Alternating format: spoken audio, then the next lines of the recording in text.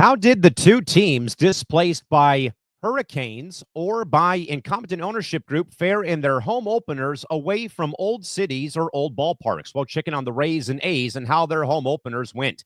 The NFL rule changes are in full swing as May approaches. What is in and out for the upcoming 2025 NFL season? The Timberwolves are officially sold off to Alex Rodriguez and Mark Lore. We discuss further in depth.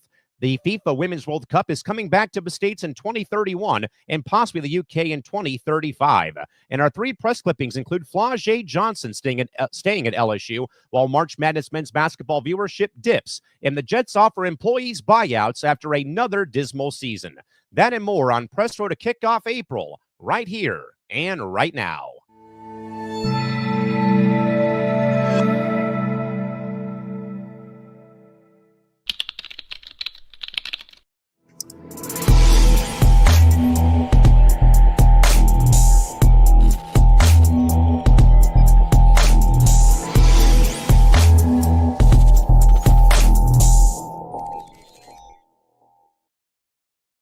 This Coast to Coast Entertainment Network program is brought to you by Beside Me Bracelets. Our bracelets are handmade for any occasion. Use the promo code Coast to Coast for 15% off. Visit their website at besideme.com.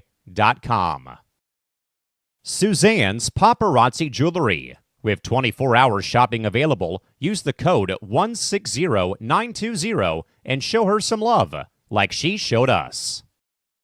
Reaper Apparel Company, a commitment to live your most authentic way every single day. Visit reaperapparelco.com for more information and a look at all of their apparel offerings.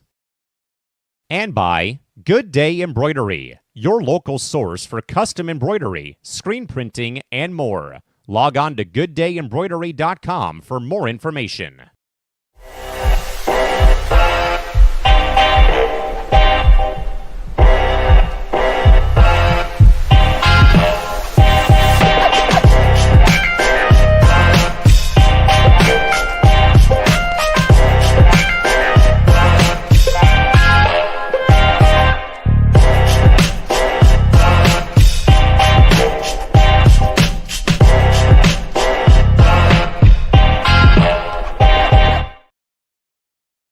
And good Thursday evening, everybody, and welcome into another live edition of Press Row, covering the biggest stories of the sports day from the sports business and sports media landscape. I know it's been a couple of weeks. We're back here, folks, finally. After a break in the schedule, yours truly, Callan McClurg, back with you here from sunny San Diego, California, though we've had a lot of rain in the forecast the last couple of days. But hopefully, folks, everything has been going according to plan for yourselves. Again, we've been dealing with a lot of things going on, again, with work, home, play, school, you name it. But again, we're glad to have some time to come back here and join you here for kind of our, not monthly, but again, our first program since March the 6th. Again, hoping you and yours are doing fantastic on this Thursday night, April the 3rd, 2025. And again, hoping that all is going well with you. Again, folks, you probably have seen or probably saw this announcement. James and I teased this, I want to say, last Monday or a couple of weeks ago when we were last here on air. But, folks, we're going to do another C2C watch-along for the upcoming Men's Basketball Division I March Madness finale. Next Monday, April 7th, we'll have pregame coverage of myself and James Gonzalez at 5:20 Pacific time, and we will have our own live stream commentary, play-by-play in color, beginning at 5:50 of the title game between whoever wins the national semis on Saturday and who will play for the for the whole enchilada on Monday. But again, folks, drop in here to C2C on Monday at 5:20 Pacific time, 8:20 Eastern, 6:20 or 7:20 Central time, as again, myself and James Gonzalez will have a live stream play-by-play, kind of an alt cast in a way of the telecast or of the game of once more on Monday. Again, we're going to go all out with it, much like Chris and James did for the SEC championship game during the college football season. So we'll have that, folks, for you again. Folks, again here on Monday night, 5:20 Pacific time, for our pregame coverage and the tip-off at roughly 5:50 Pacific, right here on C2C. So be sure to come and hang out with us there for that evening. But again, folks, here on Press Row, we once again bring up all the big news of the sports day, but involving the sports business and sports media landscape. A quick shout out to our good man, James Gonzalez, who has the famous Fat Albert "Hey Hey Hey" reference as we drop in again. James and I will have that watch along for you folks on Monday night, 5:20, to get our show started again, 5:50 for tip off of that game on Monday. But as always, folks, we invite your input again, good, bad, ugly, or indifferent questions, comments, or concerns in the live chat box. We'll do our absolute best to ensure that your commentary, like always, is read live on the air. So hit up the live chat box either on Facebook, on YouTube, or on Twitch. And again, give us a thumbs up and also spread the word about what C2C does offer every week here on our program schedule.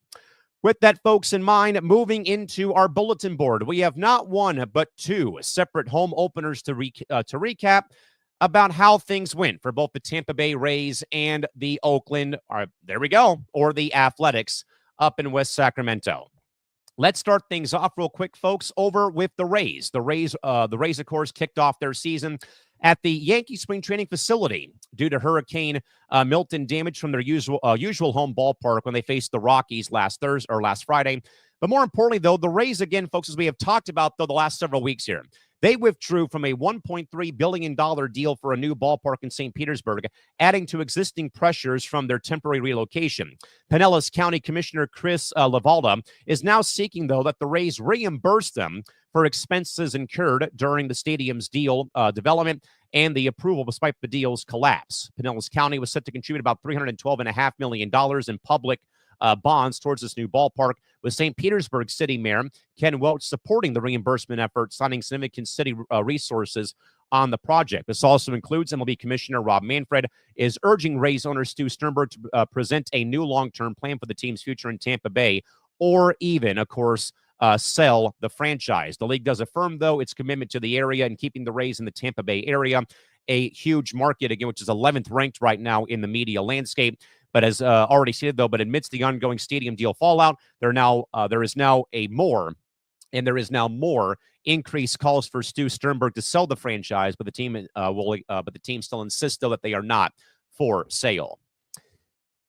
At the end of the day, though, folks, and again, we'll talk about the other situation involving wherever they're located with the Athletics in about 10 or 15 minutes here on Press Row.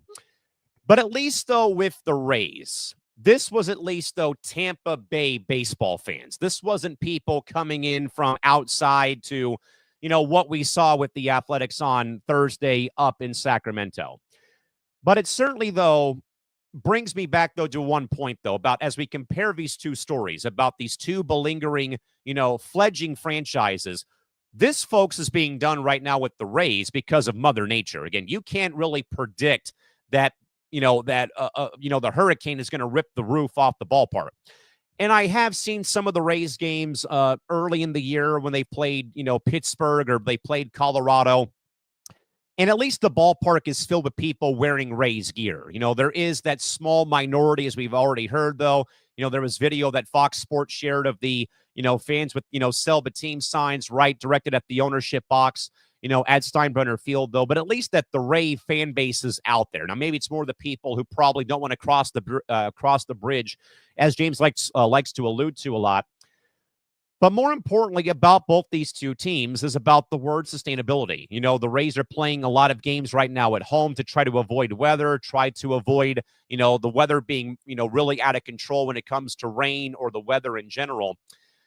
But now I think that this becomes a very bitter situation. And I say bitter situation, folks, because we have kind of in a way talked really heavily about this particular story in baseball the last several shows here on Press Row, where we were when the bickering kind of began between the Rays and also with the Pinellas County board. And Chris Lavalda, as I think I said, though, 2 to 3 shows ago, he changed his mind from a no vote to a yes vote because maybe he got played by Stu Sternberg saying that I will commit my money to making this project work. Now, all of a sudden, we go from, moving the ball forward. Now the ball rolls back. Now the ball went forward again. Now we're going back and back and back and further down the monopoly board here at this rate.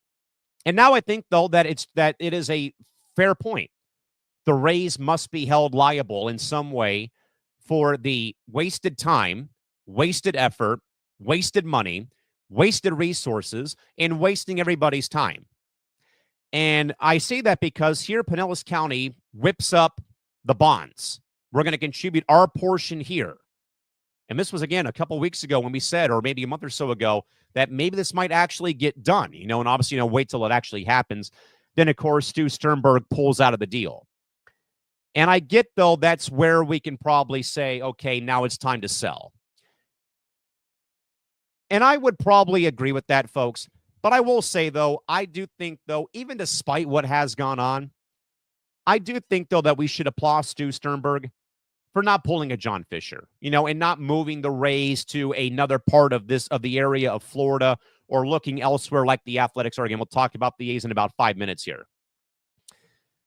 But the whole deal, though, just sucks, for a fan base who I think has long, in a way, and I hate to put them in the same boat, but the Rays and A's the last several years, maybe their entire franchise history, maybe mainly the last 25 years, they, to me, feel too much like the Arizona Coyotes, who are now the Utah Hockey Club.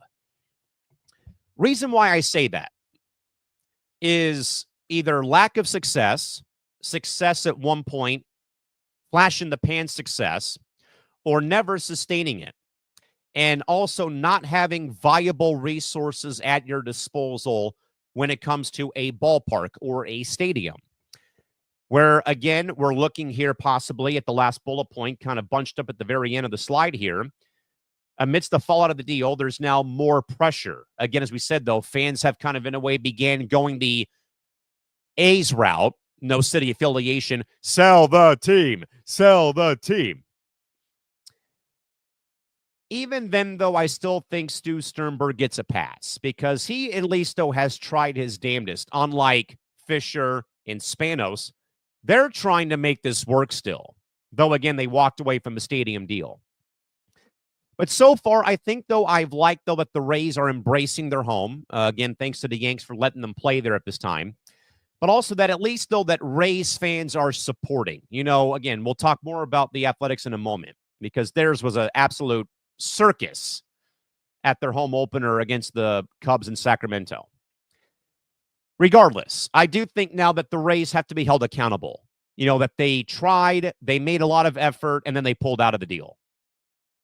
And I think, though, that the county is right to at least say, hey, this is on you. We put our time, our effort, our resources in. You now have to reimburse us and pay us back. It's only fair.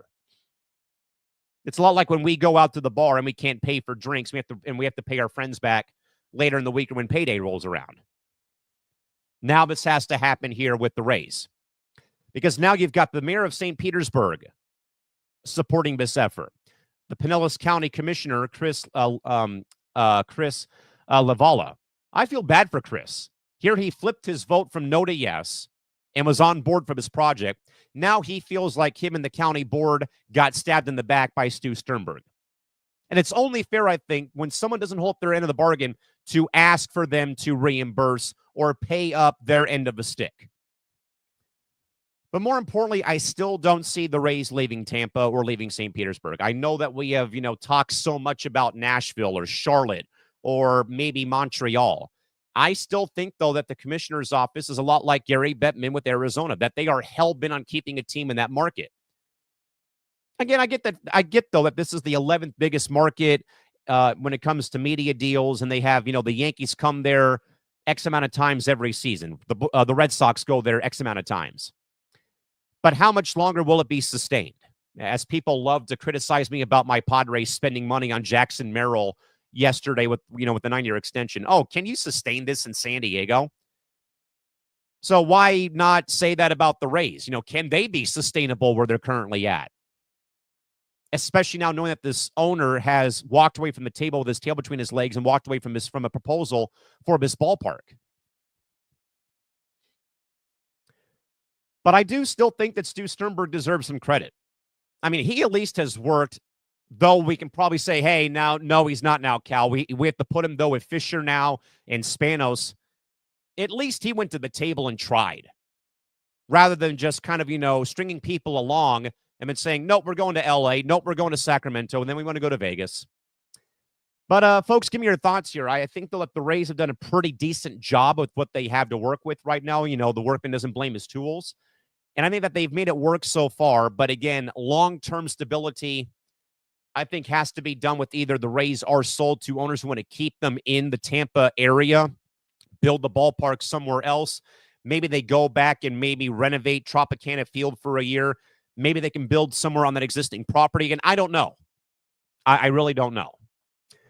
We go, though, folks, from one three-ring circus to what was a dismal home opener for the, where are they again?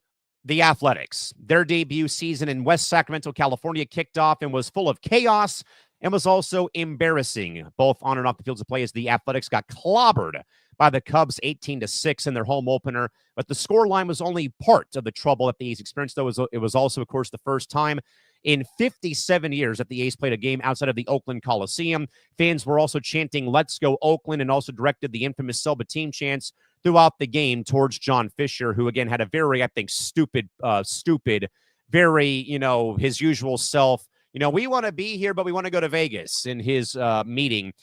But that was only, folks, the small issues that propped up at Sutter Health Park on Thursday night.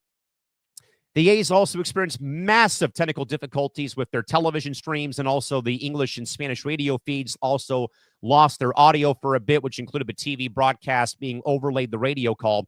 The game was also halted because of a drone delay down the right field line, with Athletics bat boy Stuart Thalblom bringing it down with a baseball bat. Interviews were also held, though, to the media in a tool shed-like structure down the right field line.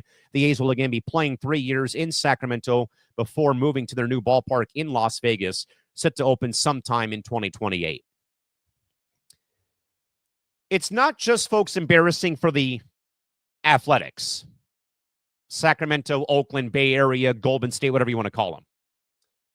But it's more, folks, of an embarrassment and a black eye for Major League Baseball. Now, again, these two entities, folks, are separate. We can laugh at the Rays and A's all we want, folks, but let's kind of, in a way, draw a line here. The Rays are displaced because of natural forces and natural causes in Mother Nature. The A's are displaced because of a competent ownership who again ran this once proud franchise, who broke tradition, white cleats, the facial hair, the long hair, the bright, exuberant colored alternate jerseys, 3 consecutive World Series championships, winning the infamous World Series in '89, Moneyball, the 20-plus game win streak. But because of greed, jealousy, and wanting greener pastures is what brought down this once proud franchise.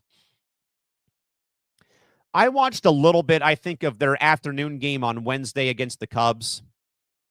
It was embarrassing. I watched highlights of the 3 games, and it's embarrassing.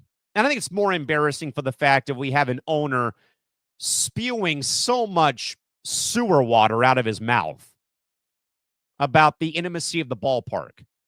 John, this is a AAA stadium that a major league franchise is playing in. This isn't the Coliseum. This isn't Oracle. This isn't Dodger Stadium, Petco Park, Chase Field, you name it. We're playing games for a Major League Baseball team in a AAA ballpark in Sacramento, West Sacramento, California, and games in a single-A ballpark in Tampa, Florida. But again, they're not the same thing. We have one team, again, that was displaced because of a hurricane. The other one's, again, hoping and praying to build a ballpark in a city that doesn't want them, in Las Vegas, Nevada. And trust me, I feel absolutely horrible for the players that go that have to play there. Lawrence Butler, Mason Miller, Shea Langoliers, Brent Rooker.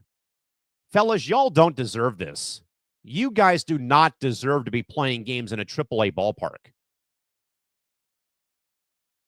And the Cubs made that a launching pad. And I read a very good story in The Athletic by Evan Jelic. If you think the ball's flying now at Sutter Health, wait till the summer when it's 115 degrees outside and that ball is flying out of that ballpark. I'm sorry, I don't buy the argument about the intimacy of the ballpark and the picnic berm in right field and, the new amenities that they added in. This is embarrassing. The fact that, of course, that the A's again have been dictating what can be said in the press. The Athletic had to decline a interview with the A's spokesperson, and more importantly, folks, but you probably have not heard, the A's have no say in anything. This is being driven by the ownership of the Sacramento Kings, because Radek, Vandenvive owns the Kings and owns the River Cats, who own the ballpark. So it's been which team gets to publicly comment on the matter at hand. And again, the A's are very much dictating what we, the press, can say in publications or on the air. The media had their press conferences held in a tough shed, or a shed you can buy from Home Depot to put in your backyard to store stuff you don't need in the house. But how insulting, though, is it for those fans who maybe are coming in from West Sacramento, Sacktown in general, Northern California? What a slap in the face that you have that stupid-ass Visit Las Vegas tourism ad on all of your step-and-repeat banners, and you have it on the jersey. If I was a Sacramento baseball fan, I would say, screw you, John Fisher. Why are you making my city be a layover for your new plush estate in Las Vegas? You can't just call yourself Sacramento for 3 years.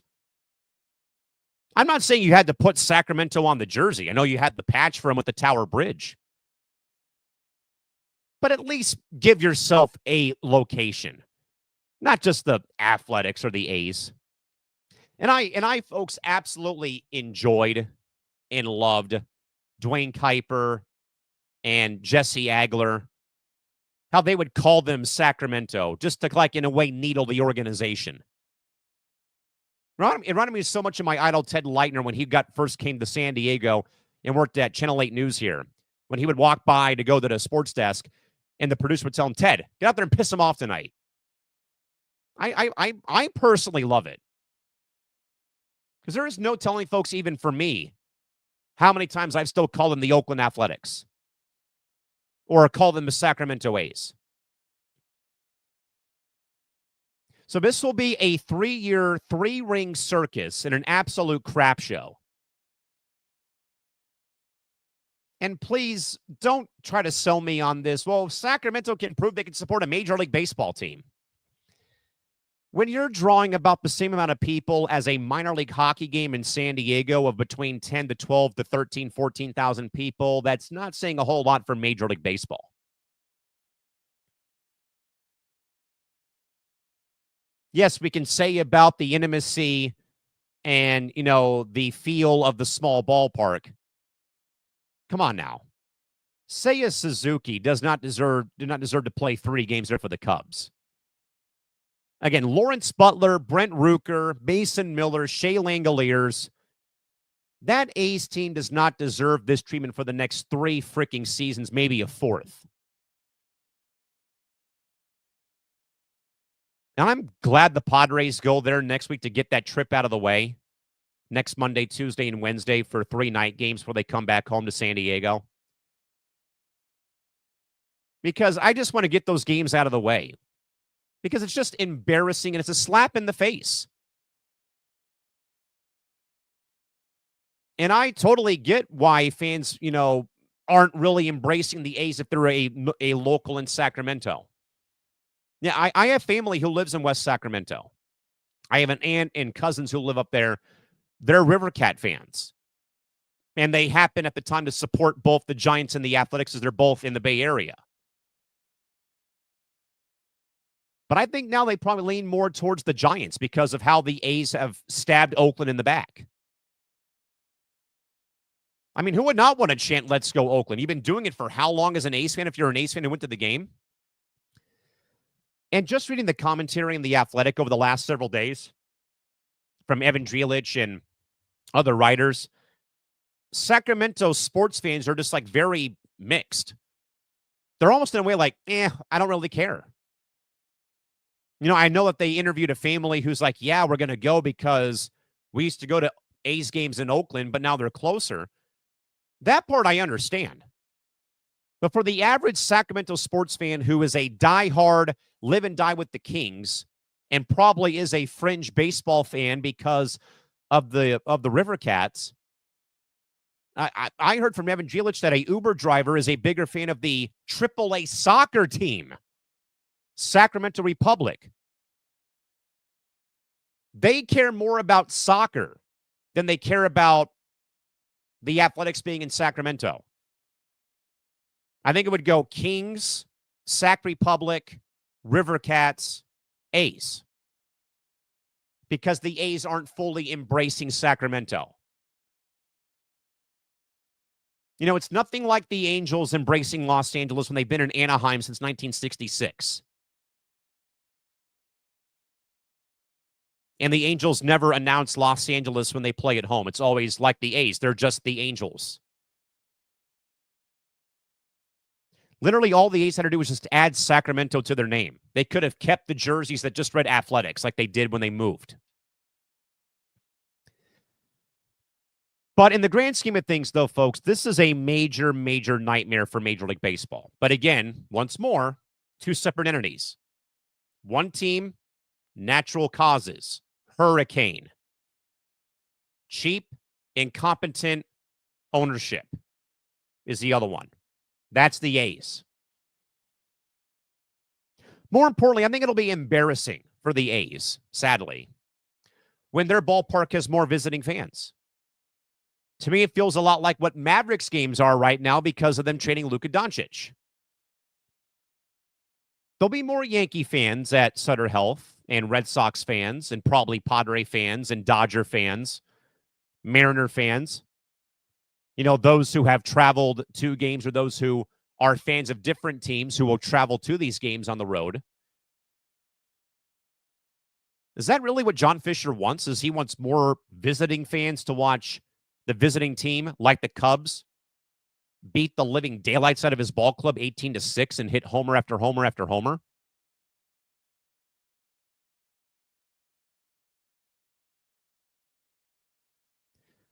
The whole thing is just ugly. And I heard a report today from a good colleague of mine, Matt Marks, who's the PA announcer for the Henderson Silver Knights of the American Hockey League. There are reports now coming in from Clark County that they will be approving the zoning measures for the new A's ballpark in Vegas sometime this week, if not next week. And they hope to break ground, I believe, sometime this summer, if all goes according to plan.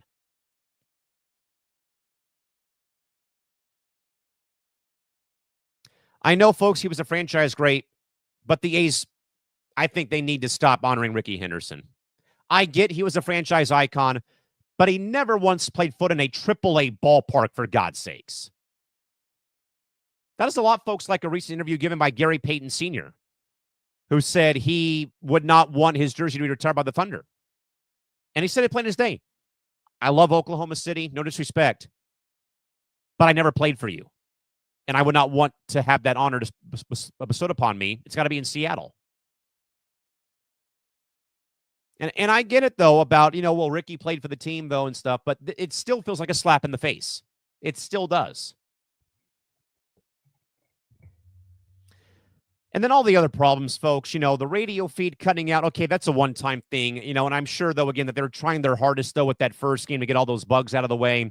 The drone flying over the field, okay, that's whatever. But now the conditions, though, folks, like the media having interviews in a metal-like tough shed structure that flooded at one point because of early morning rain. Then that embarrassing eyesore of the Visit Las Vegas logo behind them on the step and repeat banners. Like, we're not worrying about Sacramento. Sorry, we may be playing here, but this is a layover for the next 3 years. There's no buy-in. And again, I feel awful for Lawrence Butler. I feel awful for Mason Miller and those A's players that have to play in those conditions for the next 81 days out of the year, or like 78 games out of the year for the next 3 seasons. Because you're a pro. And you dream of playing games at Dodger Stadium, Yankee Stadium, Fenway Park, Wrigley Field, Globe Life Field, Petco Park. Not ballparks you played in already when you played in Vegas with the Aviators. You don't want to go back to Fresno or Reno or Tacoma, Albuquerque, you name it. So, folks, we'll see what happens here as time goes on. But two, I think, very tough opening days. One for sure, though, again, with the Rays, again, with the ballpark and their issues right now. But then the A's, that were just the A's. And I just think, though, that I would love to know more if you're from NorCal. Like, what's the temperature or the vibe you're feeling? If you're maybe an A's fan who's maybe on the fence about going to Sacramento. I know that a few friends, a friend of mine who lives up there, he's done. He switched allegiances to a new club in the American League West, and he's like, I don't care. Like, I lost my job with them. My coworkers and I can't, we don't go there anymore. Yeah, I'm done with them. I moved on because I still love the game, but I moved on to root for a new team. And like I said about my family, my aunt and my cousins, they've been lifelong Kings fans up there. They have long been behind the River Cats as baseball fans, and they've been kind of neutral about the Giants and the A's, though. But I'm sure their temperatures, like, the A's are here, we're going to go and watch them because they're closer, but we're not going to fully buy into them because we like the River Cats. And more importantly, folks, the damn freaking AAA soccer team, Sacramento Republic, who was like on the goal line at one point of becoming a Major League Soccer franchise, they are more popular than a Major League Baseball team. And I'm sure it's because Sac Republic has that in front of their name. They have Sacramento in front of their name. And a kick-ass logo, too. But they have their own stadium problems. That's why they weren't picked for MLS or the NWSL. But I think, though, it's a lot like San Diego. Unless the club has San Diego on their front of the jersey, we're not going to buy in. That's why people like me resent the NFL and resent the Chargers, because our team is now in Los Angeles. And LA and San Diego are not the same thing. So, again, folks, we'll see what comes right now, especially for the Athletics, mainly more, I think, the Rays at this time. All right, plenty of thoughts here from our good man, James Gonzalez, who first wrote in to say that the Rays, in his mind, belong in the city of Tampa or get them out of Florida. Don't see Orlando supporting them either whatsoever. I don't know.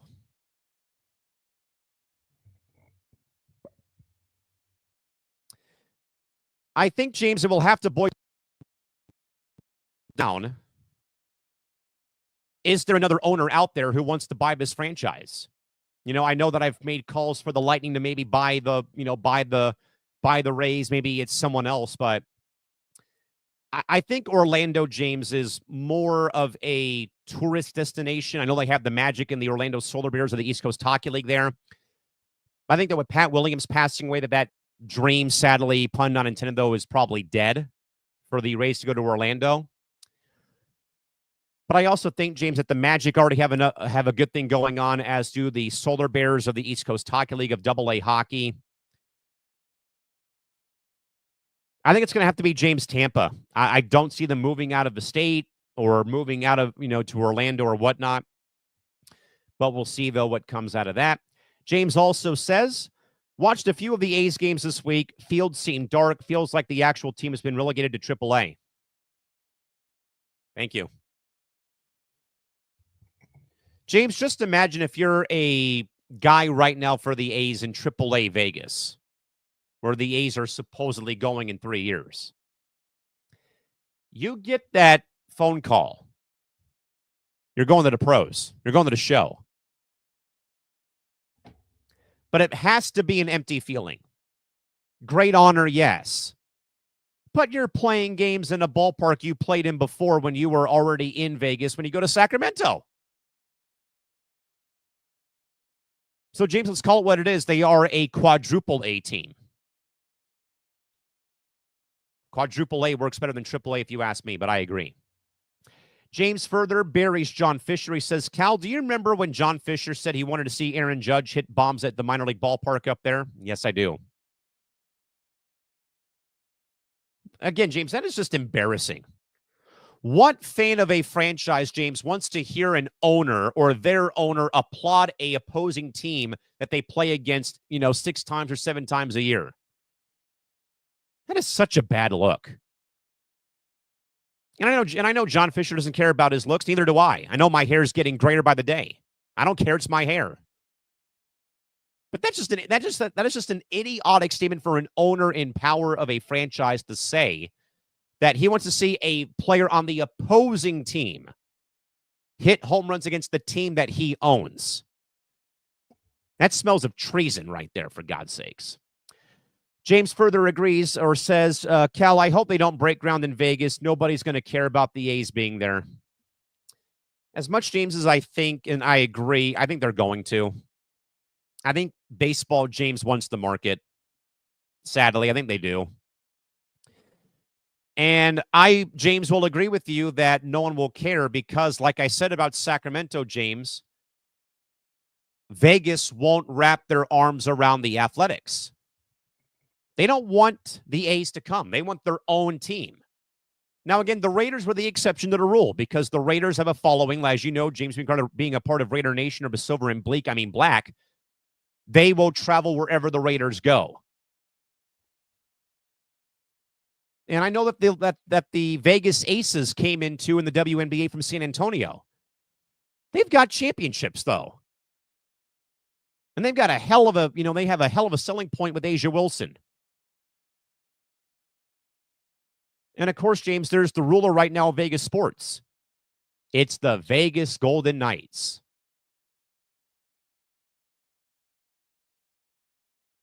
Because they were Vegas born. That's been their slogan, their mantra, their hashtag since day one. Because they were born in Vegas. I was there when they drafted their first ever team at T-Mobile Arena, James. And like I say, it was in the middle of the summer. And it was brutally hot. But I saw people, James, wearing their favorite hockey team's jersey on a 125-degree day in Vegas that afternoon.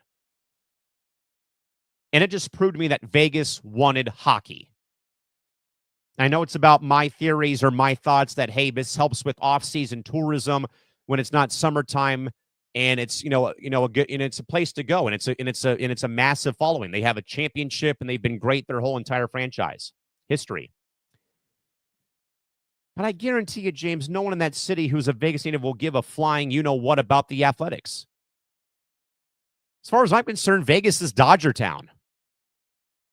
Just like Arizona was to the Diamondbacks came into play in 1998.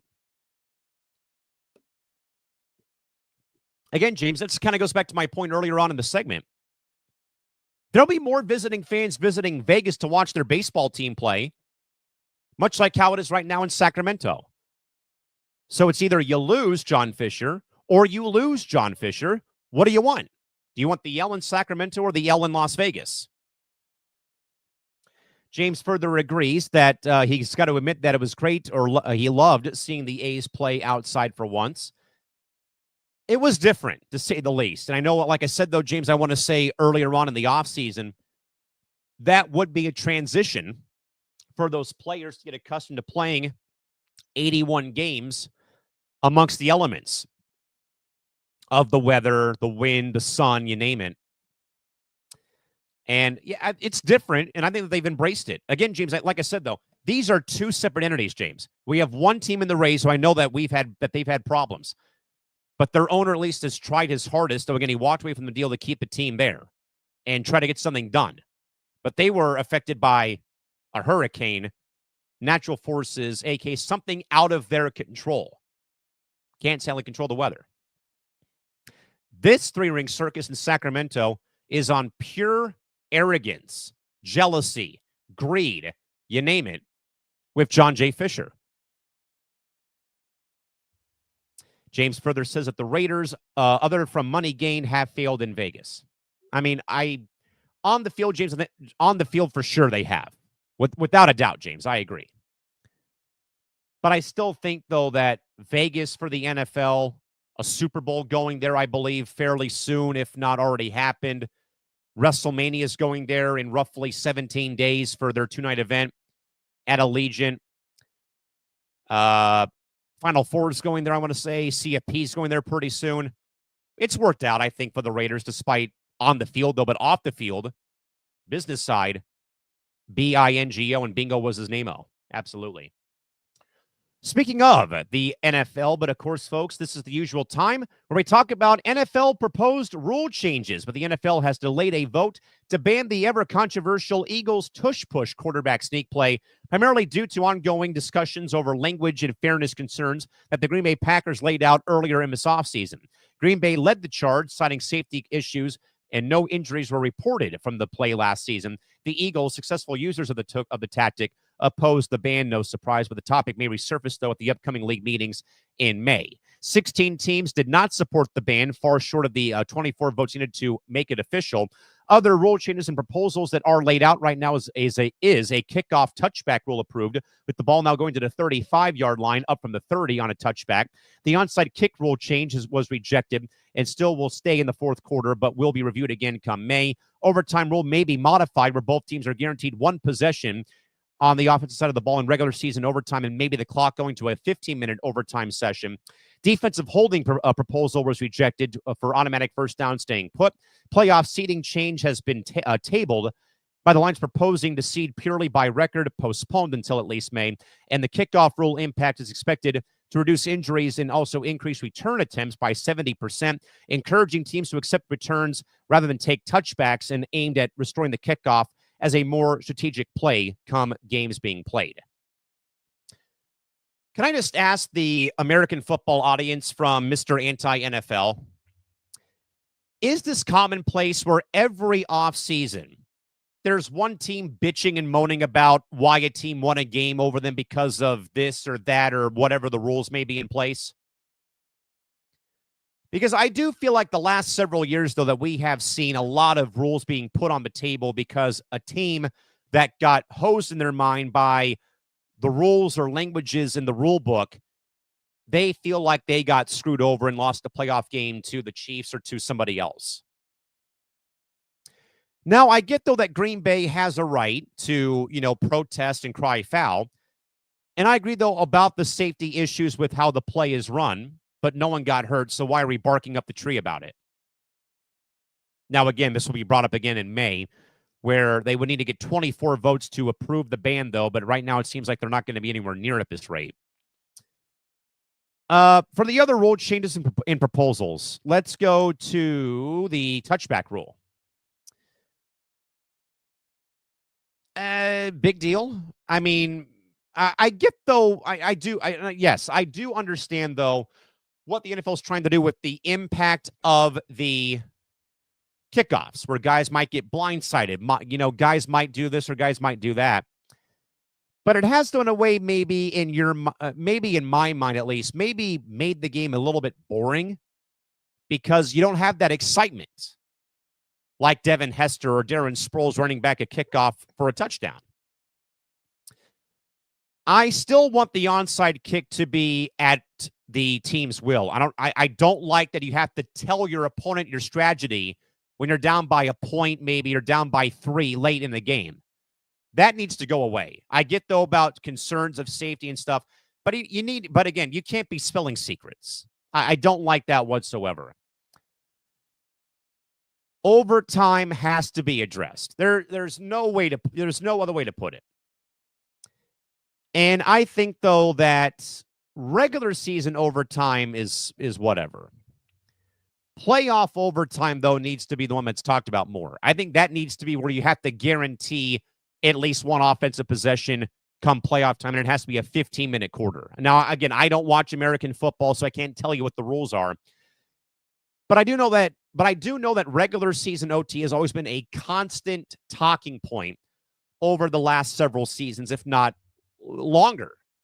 I know that there were plenty of teams who maybe could have at least gotten a chance to maybe possess the football and then try and tie the game or win the game. But playoff overtime should guarantee everyone gets a possession because we're talking about playoff football here. Not some game in the middle of September in wherever. I think you have to play till you have a winner. I don't like ties other than in the proper version of football, which is soccer. Play till you have a winner. If you have to go the college football route after the overtime period concludes, then so be it. Go for 2 until someone loses the game. Why not? Let's actually have just wins and losses and not ties. But defensive holding penalty proposal to not make them automatic first downs, keep it how it is. Playoff seeding, though, would be interesting. Now, I think the Lions purely went on the top 7 teams, regardless of division, would make the playoffs. How, though, would that work? Would this still guarantee that the 4 division winners would win a home playoff game or get a home playoff game? I'm sure. And I agree, though, about the kickoffs. You need to incentivize teams to run the kickback. If we keep watching touchbacks, then why? Again, I know that Darren Sproles and Devin Hester aren't walking through the door anymore for a kickoff return. Neither is Deshaun Watson or Deshaun Jackson, I should say. My apologies. And that you need to bring some sort of pizzazz back. And more importantly, I think, we're taking special teams kind of out of the equation now. Yes, I know people hate kickers and punters, and they're not real athletes. But who doesn't love a great kickoff return or a punt return for a touchdown? Or back in the days when Pat McAfee would blow up the returner and make a tackle. Marquette King was the king, was kind of a guy like that too. So I would mainly think, though, that the overtime rule is probably the only one I really care about because it has to be modified, I think, for the playoffs. The playoffs is where both teams should be guaranteed a possession for overtime. To have the entire season come down to the first scoring play wins the game offensively, then maybe I think that should be the case. But, of course, you could say, well, hey, if they pick off the pass and it's a touchdown, then the game's over. I still think both teams deserve to get their offense on the field at least one time in overtime for the playoffs. The fact that a season can come down to not possessing the ball in overtime of a playoff game with so much riding on it and you lose, I don't see the meanings or the merits of that whatsoever. I don't agree with that at all. But give me your thoughts, folks, about what you like here. I do think, though, that the tush push, though it's controversial, it's coming. Can you stop it? 16 teams have already agreed that they don't support the ban, or they do not support the ban of the play, so I agree with that. I mainly think, though, that overtime needs to be tweaked again for the postseason, and both teams must get the ball regardless of what happens. Can't let the season come down to the defense having a slip up and season's over. All right, plenty of thoughts from Big Game James. He first says, Cal, I'd love to see more kickoff returns. Even I would. And again, I don't like football, the American version of football, James. But that adds excitement, though. Darren Sproles, opening kickoff on SNF against the Colts, ran it back for a touchdown. Deshaun Jackson clinched a playoff berth for the Eagles on a punt return for a touchdown. Devin Hester in the Super Bowl for the Bears. Touchdown. I also think, though, James, that the onside kick rule should be whatever. Can't be out here telling the teams, hey, we're doing an onside kick. I get it, but what if that was the case, though, when the Saints did that against the Colts in the Super Bowl? I think the Colts probably win that game if Sean Payton is saying, hey, we're gonna start this half, Tony Dungy. We're gonna onside kick to begin the half. James, imagine how stupid that would have been back in 2008. No way. I don't like that at all. James further says, Countess, for just FYI, a lot of rule change proposals came after bad calls in critical games, a la the past interference with the Rams and Saints, for example. What else was there? I think there was that one. There was I feel like there was one in the Minneapolis Miracle game, I want to say. Josh Allen last year with the first down. That was not called the first down versus Kansas City. I agree about the scrutiny, James, about critical games and bad calls coming, but that always happens. Again, refs are human. They're not going to get it right. James agrees with me. Tush push needs to stay, and other teams just need to learn how to use it themselves or stop it. You know it's coming. Can you stop it? Simple as that.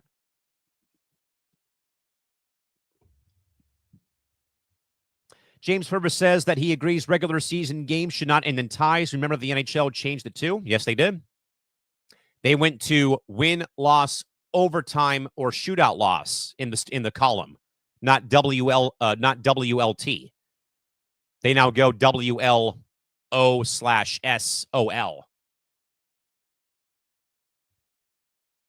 James further says about the playoff seeding that the rule change is only being talked about because of a once-in-a-lifetime record by the Vikings being one game worse than the Lions last season. Oh, well. James further agrees, can't take away from the importance of winning the division and hosting a playoff game. Absolutely. James, there's that word called incentive. You need to keep incentive for teams that win the division championship.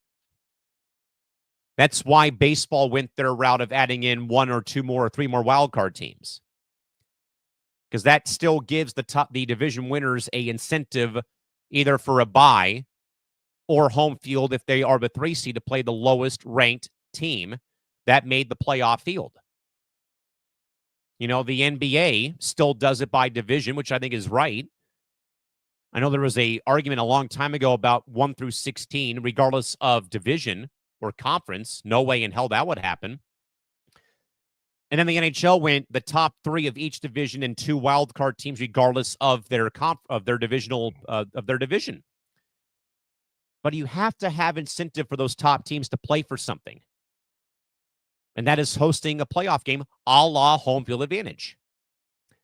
James, about the onside kick, OMG, I yelled when that onside kick happened by the Saints. Again, James, imagine, hey, Coach Dungy, we're going to do an onside kick. Again, how lame and stupid, James, would that be if I told you that in 2008? That Sean Payton has to tell Tony Dungy, we're kicking an onside kick to start this half. Come on. It's stupid. I don't get it. Let's, folks, segue over to the sale being approved of the Minnesota Timberwolves and the Minnesota Lynx, but former disgraced baseball player Alex Rodriguez and his fellow partner Mark Lohr are finally taking control of the Minnesota Timberwolves and Lynx from former owner Glenn Taylor as of Thursday. Rodriguez and Lohr will assume full operation of the Wolves and Lynx after a 4-year process that they had to wait through. Glenn Taylor will not appeal a recently filed February arbitration ruling in favor of the duo, and the NBA will begin the official transfer process. Back in 2021, Rodriguez and Lohr agreed to buy the Wolves and the Lynx for $1.5 billion in a multi-stage deal. Glenn Taylor pulled out of the sale in March of 2024, alleging they missed a payment to him. Rodriguez and Lohr argued that Taylor had buyer's remorse after watching the Phoenix Suns get sold off by Robert Sarver for $4 billion in 2022. Taylor further worried about Rodriguez and Lohr might be cutting back team payroll, though he had also avoided the luxury tax threshold as well. But the Wolves still dealt away franchise superstar Karl-Anthony Towns to the Knicks, but still have the NBA's second highest payroll at $202 million. NBA Commissioner Adam Silver criticized the stepped sale structure at this time. A similar scale or sale structure is currently being used right now in the Celtics' ongoing sale right now as well. A vote by the NBA Board of Governors is in the final step, and also expected to be a formality. The Wolves are currently entering Thursday's game 44-32, clinched the playoff berth already, and currently sit in 7th place in the Western Conference. Glenn Taylor bought the Wolves for $94 million 31 years ago in 94, and saw the Lynx win 4 WNBA titles in 2011, 13, 15, and 17. I always worry as I did over the course of the baseball offseason. When there is ownership strife or ownership stake in ownership sales, part of me gets worried. Because usually a new regime will come in and usually tear down the house. And I know that James and I might have talked a little bit, or I talked about this process way back when here on C2C about my concerns for a franchise like the Wolves. We'll keep the links out of this for right now, but about Minnesota and the Timberwolves. You know, a team who I think, though, has made some very great strides. I love Anthony Edwards if he cuts down on some of the chirping and the on-court antics. But how they have, in a way, turned a massive corner after breaking, I think, a 16 or 18-year playoff drought at one point a couple years ago, and how they've been a very much contending ball club in Minnesota and in a rugged Western Conference.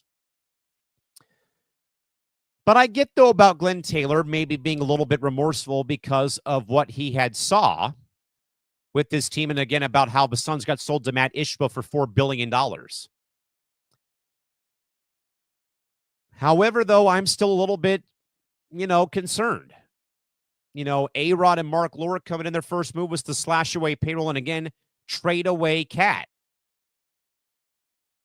And that is something that usually scares me when I hear about ownership lawsuits, ownership sales, is that and especially, folks, in markets much like San Diego and much like Minneapolis, St. Paul, where you're not a very big player in your league because you're overshadowed by Los Angeles, for example, or Denver in the NBA's case in the division that the Wolves play in, or Oklahoma City.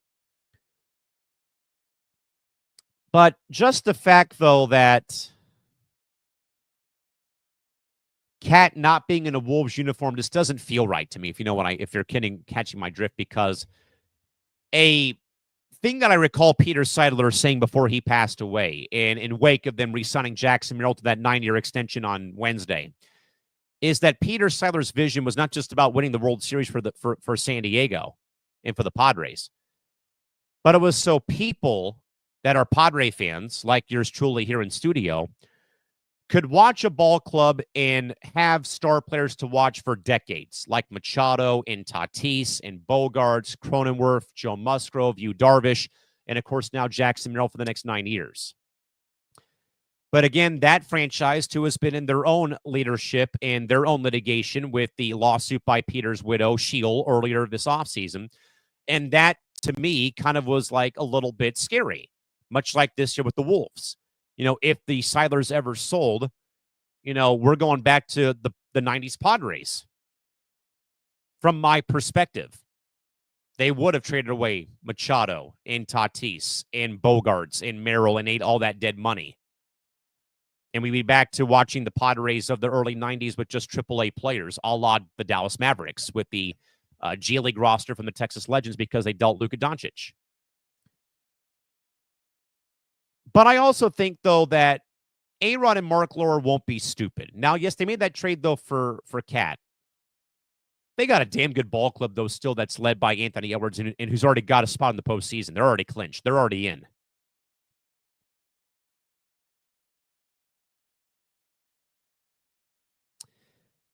But then, though, there's the Minnesota Lynx, who have been a very well-run WNBA franchise, and again have won 4 rings in the last several years, and nearly won their 5th championship a year ago. If it was not for the New York Liberty finally winning their first one in franchise history. I got to go to the 2018 WNBA All-Star Game in Minneapolis. And them in Los Angeles had an amazing 2-year run there with the finals in 16 and 17.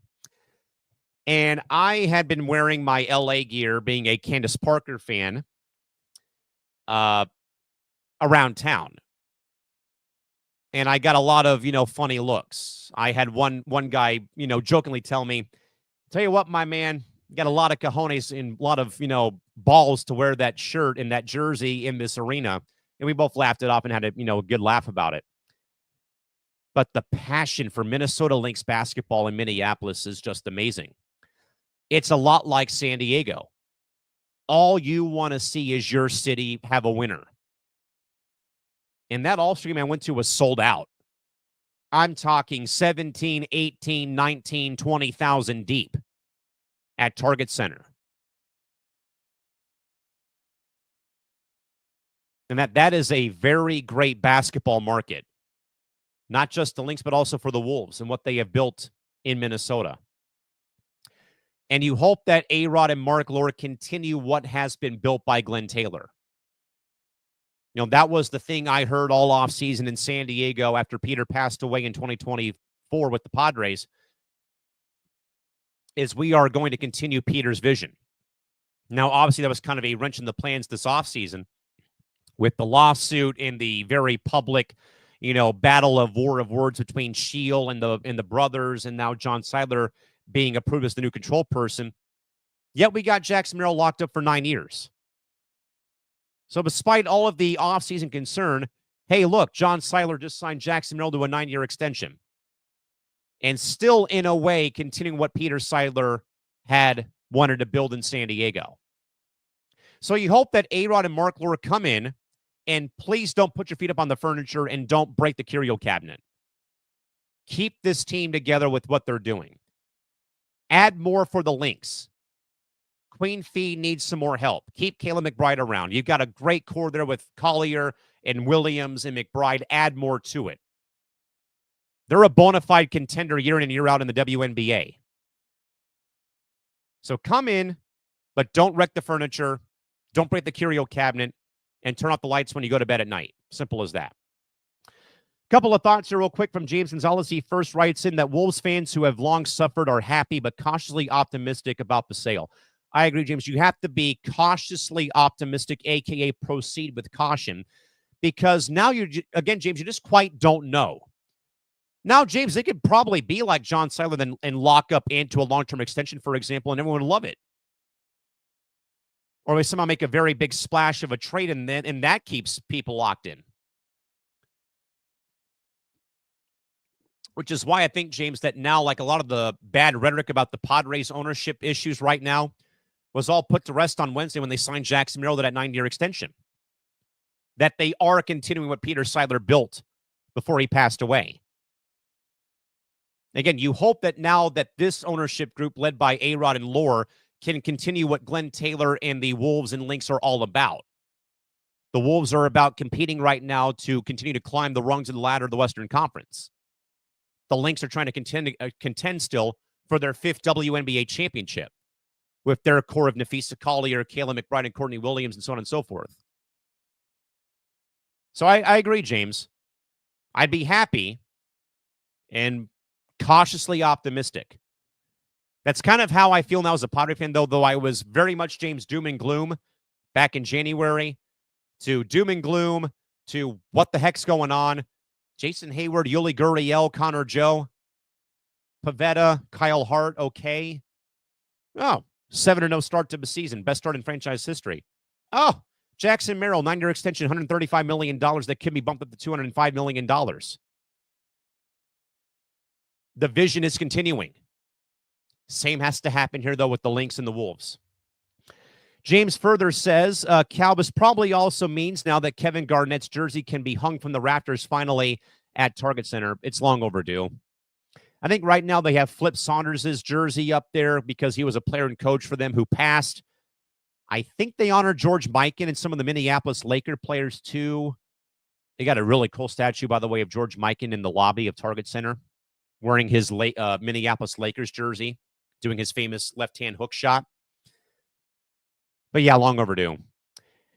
James Weber said, so Cal, with the steeped or stepped sales structure that the Celtics did business with, they sold for $6 billion. Wondered how much the Wolves would have sold for now. With inflation, maybe slap a tariff on there. $3.5 billion, maybe 4.5 if they're lucky.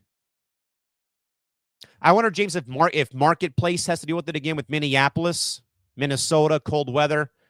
But again, known though for Target, U.S. Bank, other big corporations who are there. Maybe could have been a bit more, but who knows?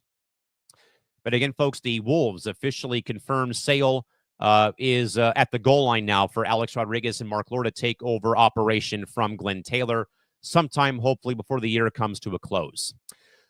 Let's, folks, move now to women's soccer. Both the U.S. and the U.K. are poised to host the 2031 and 2035 FIFA Women's World Cups, both respectively, as they are the only ones that have as they are the only nations who have put bids in to host.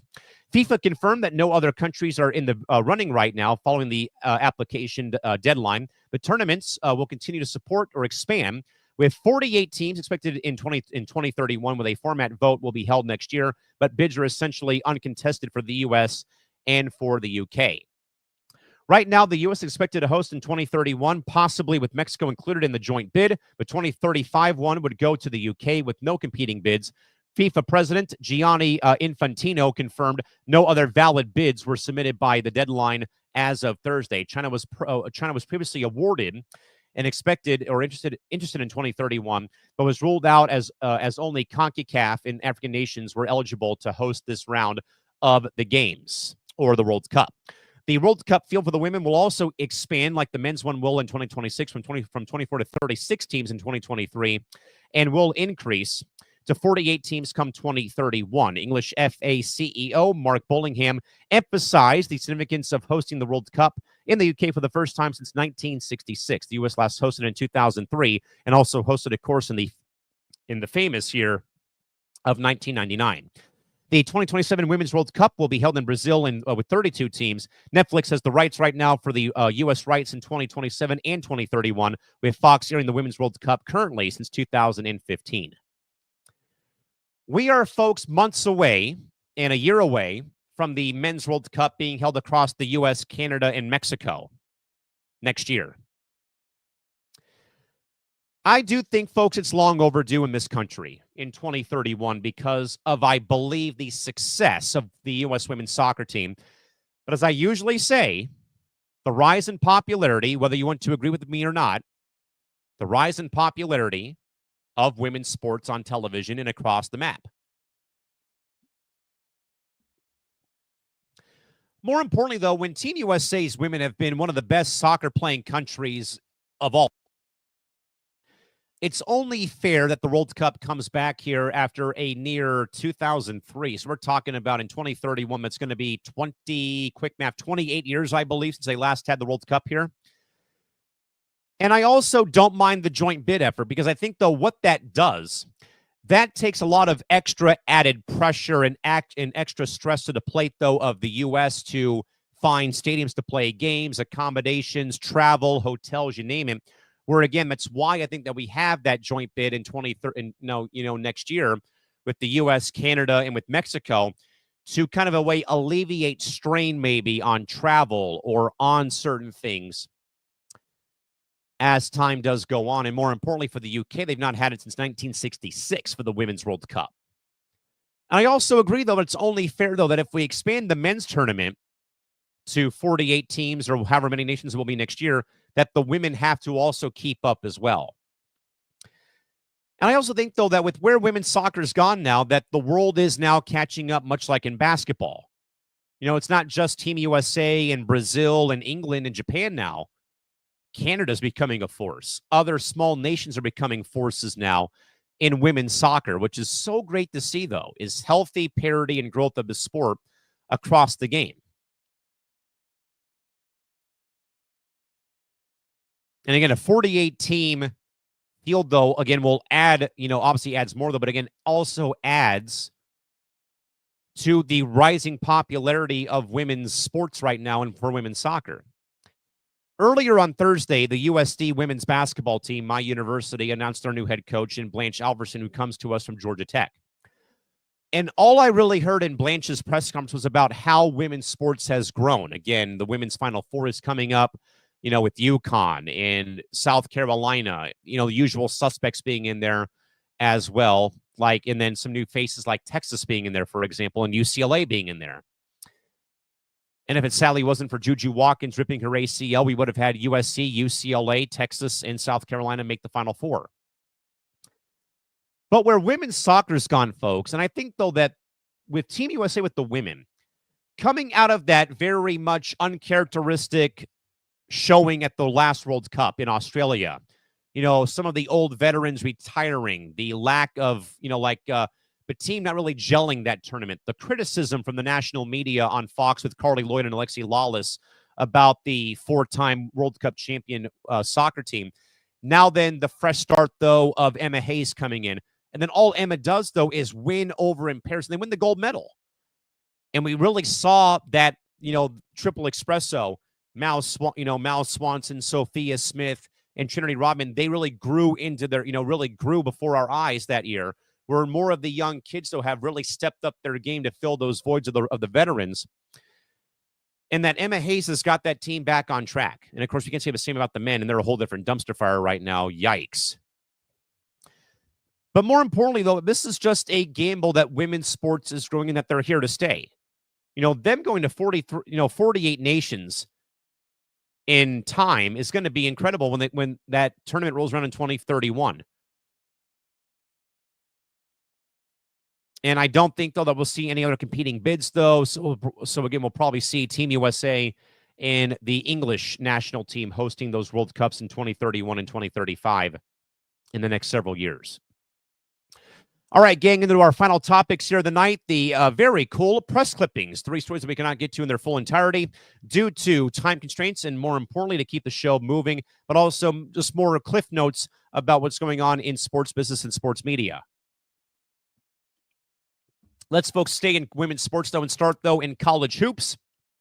But Flau'jae Johnson, the other budding star at LSU, is heading back to Baton Rouge for another season, choosing to delay her WNBA career by a full year and still continue playing under head coach Kim Mulkey. Per the Athletic sources, they reported her decision just ahead of the league's draft declaration deadline just within the last 48 hours. Johnson is easily now one of college sports' most influential and rising stars, with over 2 million IG followers and high-profile endorsement deals, and also has the financial flexibility to wait one more year. She's currently signed to play in the unrivaled 3-on-3 league next season, and also has an emerging music career as a rapper with major collaborations alongside Lil Wayne and other artists as well. Her decision also mirrors that of other top players navigating college versus pro opportunities in a changing financial landscape for women's college basketball. Yes, folks, it is totally fine to love Caitlin Clark and love Angel Reese. But I also love a little Flau'jae Johnson. I love her game, and I love what she stands for on and off the court.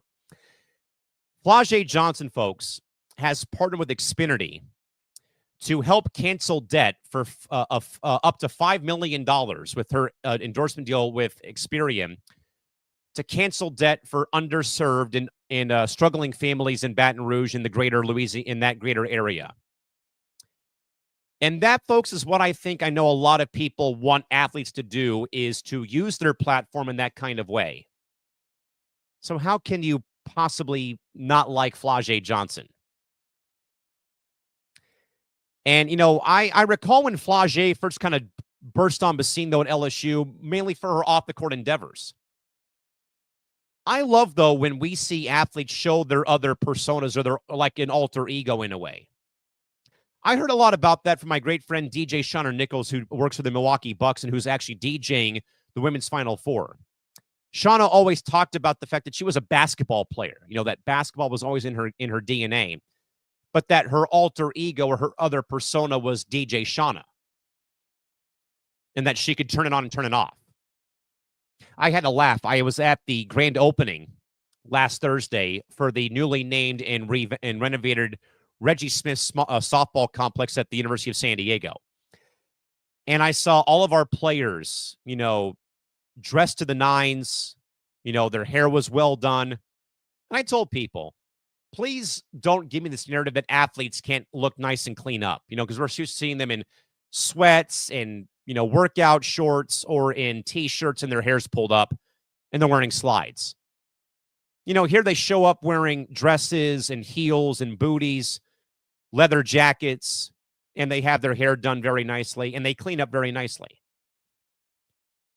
And I just love, though, that Flau'jae Johnson is keeping both of her career ideas and her career paths alive, because that is the biggest thing, folks, I've heard from athletes is they get so hell-bent on the sport and they don't know what their future is. And I recall Candace Parker saying to me once during my interview with her back in 2014, and even when I've seen her in person years later, is that it was so important for me to have my future mapped out, because what is life going to be after basketball? Flau'jae Johnson has it picked out. Next big name rapper, collaborating with Lil Wayne and his production company. But having plan X, Y, and Z lined up when plan A, B, and C, basketball, basketball, basketball, when that goes away, X, Y, and Z are there. Rap career, endorsements, 3v3 basketball, maybe a future career somewhere else, though. But I also understand, though, waiting one more year, because we're a year away right now in Flau'jae's mind of a new WNBA CBA. The new media right deals kick in for both the NBA and WNBA for $2.2 billion. And she's got that 3v3 rolling unrivaled. But yeah, go and hang out with Lil Wayne and go record some music. Again, keep that other flame burning. Because once that basketball flame flames out, what do you have left? And that's long been my long kind of motto in a way, or more mainly a lot of my long-standing advice. For me, it was always, if I didn't get into broadcasting, go into writing. Have that backup plan. Yes, I played sports, but my goal was not to be a Major League Baseball player. It was to be in broadcasting or announcing. So again, keep those other avenues open. Flau'jae Johnson's got it right. The proverbial ducks are in the row. Going to come back for one more year. But hey, I got my rap career to focus on. I'm going to be helping out families to cancel their debt with Experian and with my NIL deals. Basketball can kind of be second. I can go and rap. I can go and write more music and be myself away from the basketball court. So Flau'jae Johnson, I think is becoming one of my favorite athletes now in college basketball, along with Paige Beckers and Juju Watkins and Lauren Betts and, all the other stars of women's basketball, because she's got her priorities right, and I love seeing it. A 22-year-old kid who's already got their future plans ready to go. Big props, big bravo. Staying in basketball, but the men's side of things, though, has seen a dip in TV ratings, as the ratings for this year's tournament have cooled slightly after a hot start. The Elite Eight averaged about 9 million viewers, down 10% from last season, which ended on Easter Sunday, but were up 4% from 2023. The Sweet 16 only drew 9.8 million viewers, down 6% from 2024, and flattened out compared to 2023. Overall, the tournament is averaging 9.4 million viewers on CBS, TNT, TBS, and True TV, even with last year, and is up 3% from 2 years prior. Should be noted, though, that all 4 number 1 seeds made the Final Four, which has not happened since 2008. Last year's women's title game out to the men's for the first time ever, as 18.9 million viewers watched South Carolina play Iowa, because of Callan McClurg, of course, and versus a 14.8 million view for UConn winning back-to-back natties and beating Purdue in the game last season.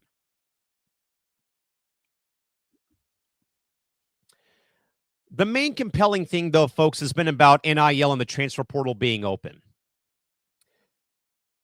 As much as I would love to just, be my usual self and, cry foul about, what has gone on, though, with coaches moving while the year's going on and the portal being open. And the main thing I've heard, though, is the lack of Cinderella teams this year.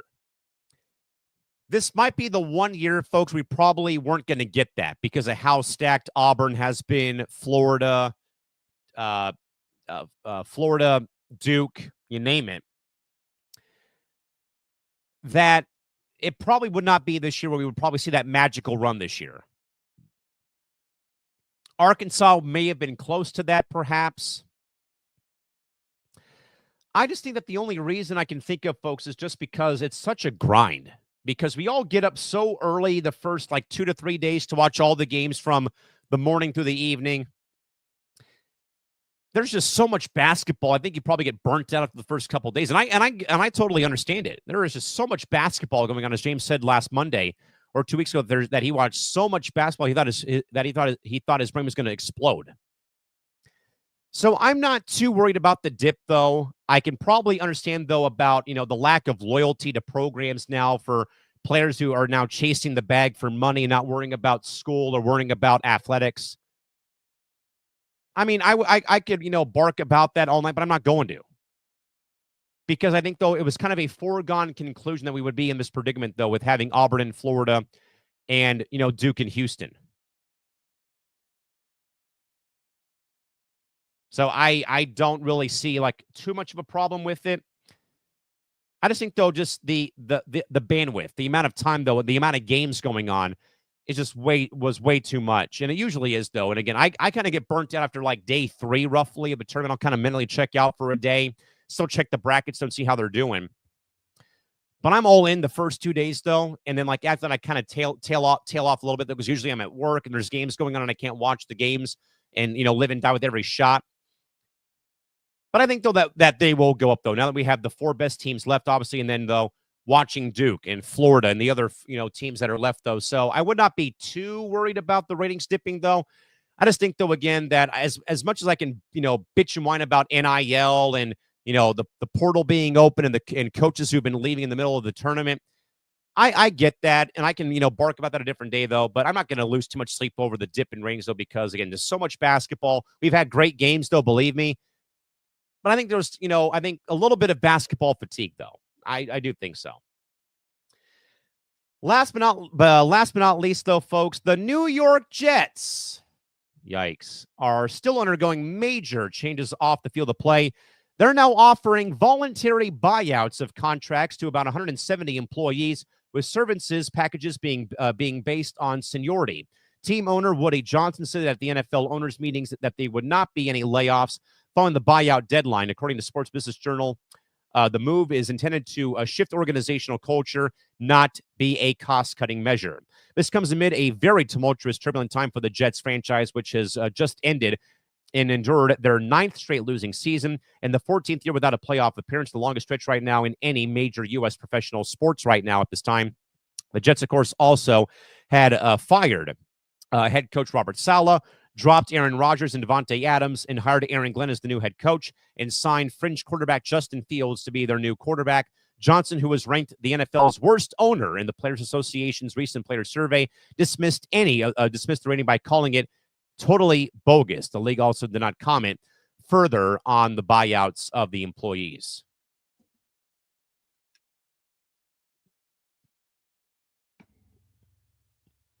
So Woody Johnson, please try to explain to yours truly, who doesn't like your sport, how does the IT guy in cybersecurity department win or lose you football games? Or the ticketing staff? Or stadium operations? Or the public address announcer? Or team PR and communications?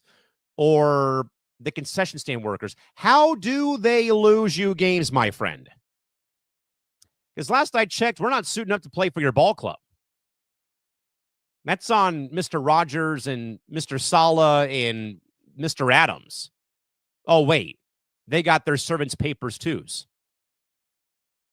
One of them got fired and 2 of them got released. Those are the people that are winning and losing you games, my friend. Not me, your announcer, for example. Not the controller of your organization. We're not winning you and losing you games, Woody Johnson. And don't tell me it's totally bogus about what the players voted you as the worst owner in the NFL. 9 straight losing seasons, 14 years without a playoff game in general, and a fan base who's tired of your bullshit. Let's call it for what it is. You are totally bogus. Again, please explain to me how employees in the graphics department is responsible for how you play on the field.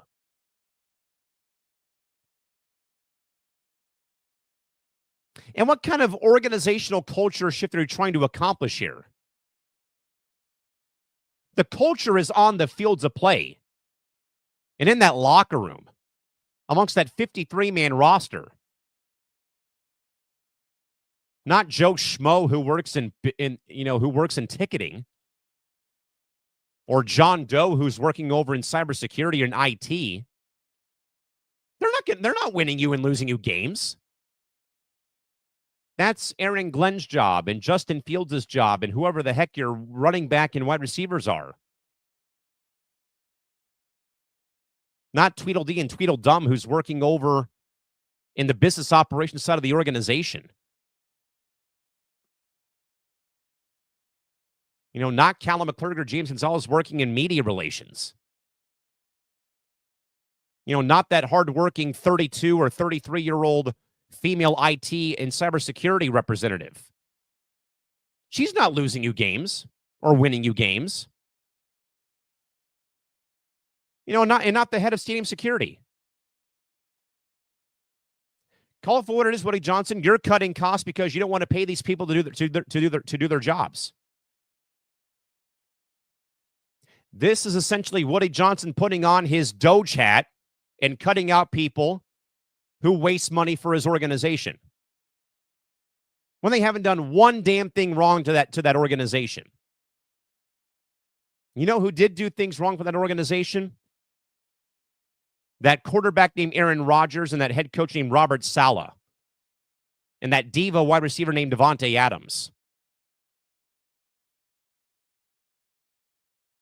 Not that 33-year-old female cybersecurity engineer who's helping out your franchise in IT. Not the 31-year-old gray hair turning announcer at MetLife Stadium. We're not the ones losing you money or losing you games. So the Jets and Giants continue to be absolute dumpster fires and laughingstocks in the NFL. Again, please prove to me how the stadium announcer or the cybersecurity department wins the Jets or loses the Jets a ball game. Much like I always say, TikTok views and jersey sales of Macklin Celebrini don't win the San Jose Sharks hockey games. Your in-game announcer and your cybersecurity department don't win and lose the Jets football games. But yet we get blamed and we get told to take a hike. And this is Woody Johnson doing his best Doge impersonation. Where's the chainsaw? That's all I have to see.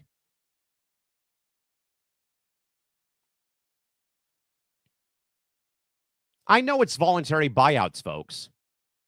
That still does not resonate with me.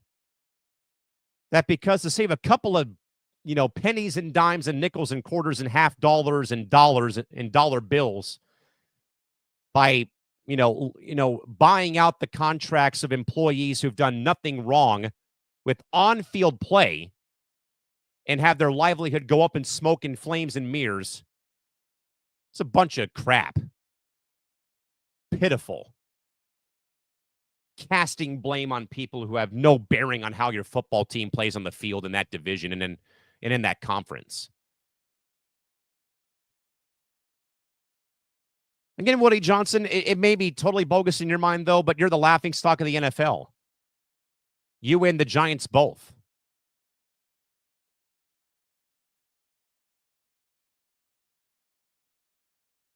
If it's totally bogus, then where's your playoff appearance at from the last 14 years? Where's that winning season at? You haven't had in 9 years. I'll wait. I don't get it, but sure, let's blame the announcer and blame the cybersecurity department and blame the ticketing, the ticket reps and the security guards as to, they're why we're losing games. Quit acting like a former host on this network, Mr. Johnson, and quit passing the buck and blame on other people for your own faults. Put a better team on the field and maybe you'll win games. But stop blaming your in-game announcer and your cybersecurity department for why you're such a bad franchise. Not our fault. We're doing our job to make your team better in our own way. We're not wearing helmets and pads and jerseys with our last names on the back.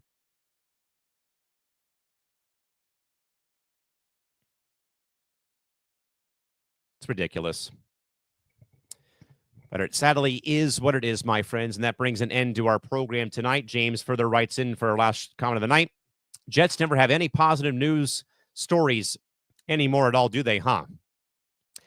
Obviously not, James. But apparently the public address announcer, the cybersecurity department, ticketing, merchandise, and concession staff workers are why they lose football games. Make it make sense. I don't see how that's possible. As a reminder, folks, we have been advertising it all night, but once more, please join James and myself on Monday for our second ever C2C watch along for the annual men's college basketball title game. We'll have pregame coverage beginning at 5:20 in the evening with tip-off at 5:50. We'll have a full-fledged alt cast of play-by-play in color with myself and James doing the game for you folks here on C2C, much like we have, though, in the past with WWE events for WrestleMania or the Royal Rumble. And, of course, James and Chris had theirs for the SEC title game for football. So, again, right back here Monday, 5:20 p.m. for pregame, 5:50 tip-off between the two national semifinalists to make it to the Final Four and make it to the final game at the Alamo Dome in San Antonio, Texas. All right, gang, great show tonight. Grateful to be back with you folks here. Big thanks to James and my good man David Furker for writing in. We'll see you folks hopefully again back here next Thursday at 10 p.m. Pacific, but more importantly, see you on Monday as we again bring you folks live coverage of this year's men's college basketball national title game from the Alamo Dome in San Antonio, Texas. Folks, until next time, have a great night. Till then, bye-bye.